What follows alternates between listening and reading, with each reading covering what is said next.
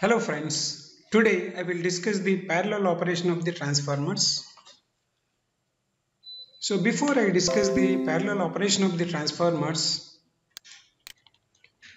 let me discuss what is the necessity of the parallel operation, then what are the advantages of parallel operation of the transformers, then we go to the derivation. When the transformers have unequal turns ratio, how the load is shared by the two transformers. So what is the necessity of parallel operation of the transformers? Given the load and that load is not equal to the transformer kVA rating, means it is more than the one individual transformer kVA rating. In that case, we need to connect another transformer whose kVA rating is such that it meets the kVA rating of the load with another transformer in parallel with it. Then what are the advantages with the operation of the parallel transformers? So main thing is, when two or more transformers are connected in parallel to feed a load, if any one transformer fails, then the other transformers continues to supply the power to the load with a lesser kVA rating.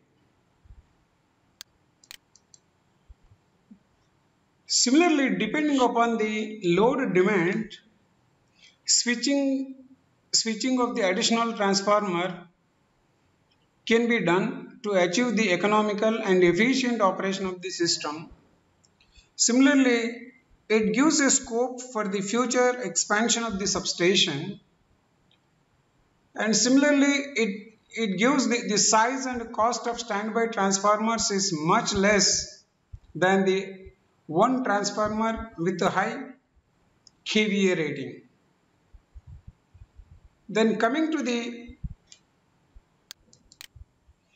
conditions for the parallel operation of the transformers, there are three conditions to be satisfied. That is, number one is the polarity of the two transformers should be same while connecting the two transformers in parallel. Similarly, the transformation ratio of the transformers should be same. And the third is equivalent impedance of the transformers should divide the load in the inverse ratio of their impedances. That is, they should supply the more current when they have the less impedance, and also vice versa. So let us see how the two transformers take the load current when their turns ratios are not equal. So let EA and EB are induced voltages in the transformer A and B. In that case, the circulating current IC is nothing but EA minus EB divided by ZA plus ZB. This current, that is circulating current, lags the EA by an angle alpha, and we can also write tan alpha like this: XA bar plus XB bar divided by RA bar plus RB bar. And if you look at the diagram, we find like this: this is the transformer A and this is the transformer B, and this is RAB, RA bar, and this is XA bar. Means they are the total equivalent impedance of the transformer A referred to the secondary side, and this is the total reactance of transformer A when referred to the secondary side. And EA is the secondary induced EMF, and IA is the current supplied by the transformer A. And here this is the transformer B, and whose induced EMF is EB, and the impedance here is ZB, and here it is ZA. So this is RB bar, that is the total reactance of the transformer B when referred to the secondary side, and XB bar means it is the total reactance of the transformer B referred to the secondary side. And the current supplied by the transformer B we call as IB, and these two currents put together we call I. And because the transformation, the trans ratio is different, there will be a circulating current between these two loops also. So that is what this IC shows, EA minus EB divided by ZA plus ZB. And if you draw the graph or the vector diagram with respect to the EA, we get like this. That IC will lag the EA by an angle called alpha. And let us say the impedance of the load is ZL, then we can write what is EA by using KVL equation. That is, EA is equal to IA ZA plus I into ZL.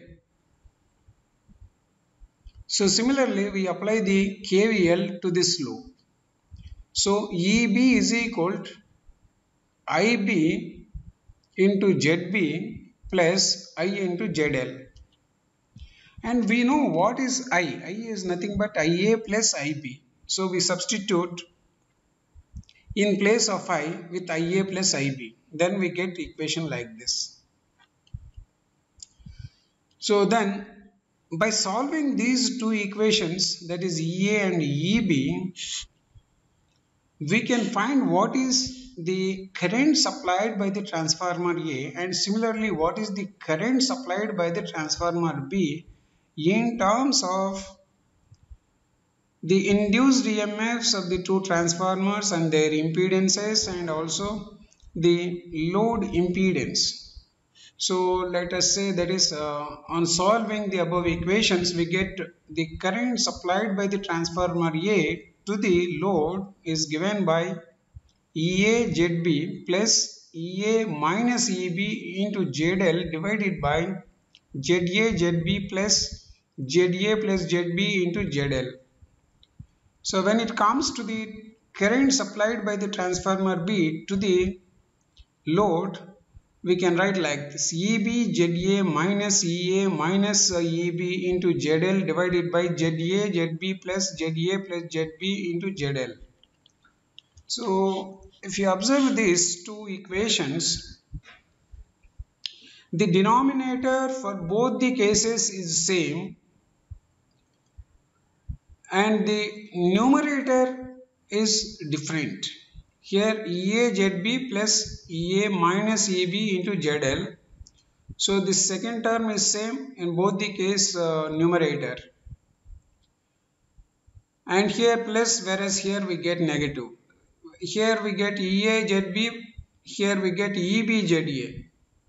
Means transformer A induced EMF into the impedance of the other transformer, that is ZB. Similarly here. So if we remember one properly and the other we can remember easily. So because the transformers are connected in parallel with the load,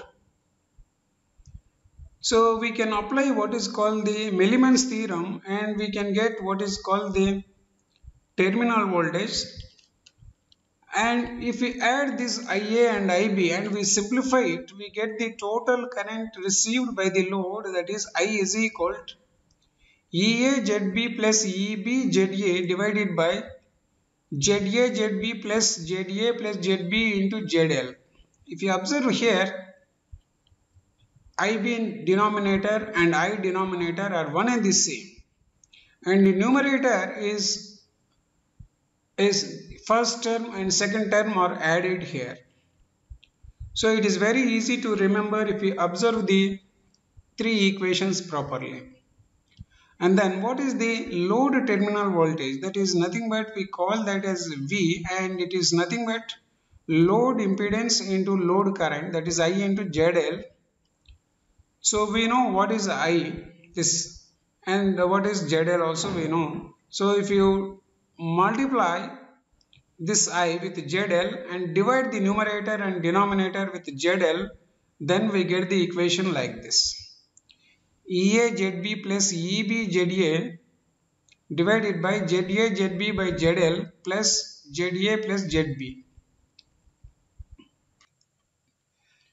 So we have seen what is the necessity of parallel operation of the transformers, and also we have seen what are the advantages with the parallel operation of the transformers, and also we have seen how the load current is shared by the two transformers whose turns ratio is different. And we also saw what is the terminal voltage of the load, and also we have seen what is the circulating current with unequal turns ratio of the two transformers in parallel.